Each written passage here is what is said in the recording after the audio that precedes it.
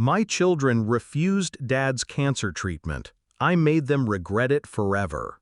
1. Cold open. The text came at midnight. Short, blunt, almost rehearsed.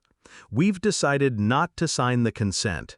It's better this way. Let it end naturally. I read it 3 times before the words cut through the haze of painkillers. My chest was tight, not from the cancer, but from the betrayal lodged deeper than any tumor. My children, my blood, the ones I raised with patience, sacrifice, and sleepless nights, now deciding that I should die quietly, conveniently, without the treatment that could extend my life. I stared at the hospital ceiling, pale light flickering like a broken pulse. My veins burned from chemo, already halfway done, but the message had more venom than anything the drugs could deliver. Not a call, not a visit, a text.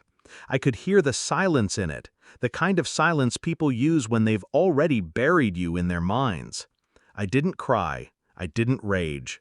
Instead, I let the coldness spread, slow, controlled, like poison returning through the bloodstream. They thought I was dying, but they had forgotten one truth. I was still alive, and the living are dangerous. 2. Reveal of conflict. The next morning, my daughter came to visit.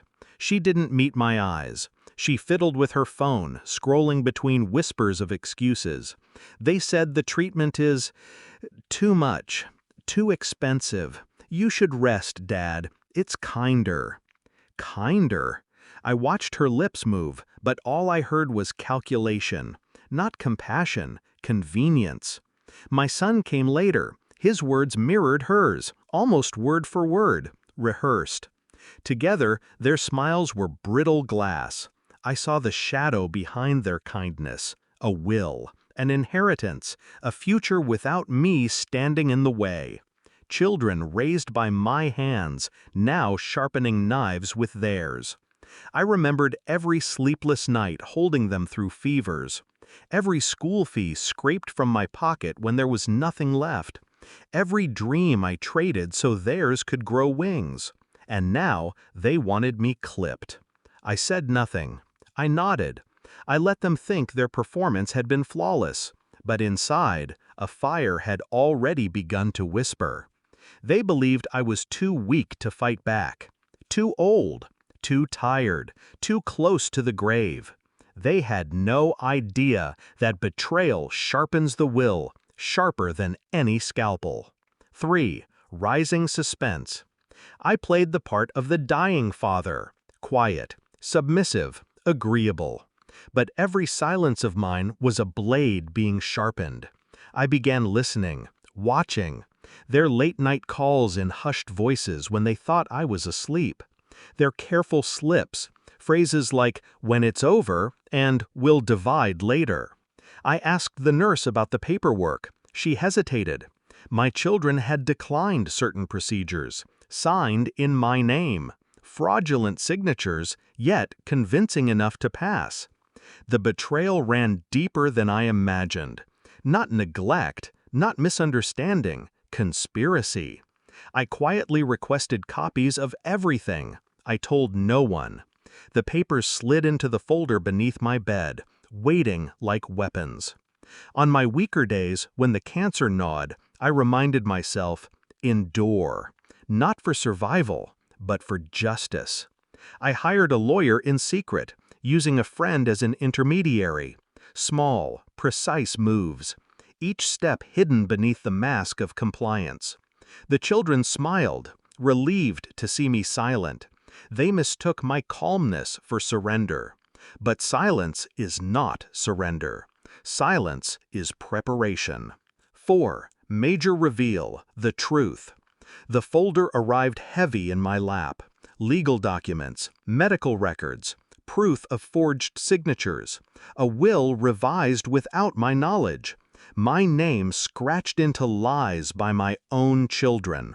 I held the papers in trembling hands, not from weakness, but from the weight of truth. When my daughter entered the room that evening, I didn't speak. I simply slid the folder across the table. She opened it, red, her face drained. Her mouth opened, closed, opened again. "Dad, it's not—" I raised one hand. Silence. The door opened. My son walked in. His eyes fell on the papers, then on his sister's pale face. No words needed. Guilt paints its own confession. I watched them break, without raising my voice. 5. Cold confrontation, revenge moment. I let them speak, stammer, beg. Excuses dripped from their lips like sewage. "It was for your comfort. We thought it was best. We didn't want you to suffer." I leaned forward, my voice low, steady. "You wanted my death.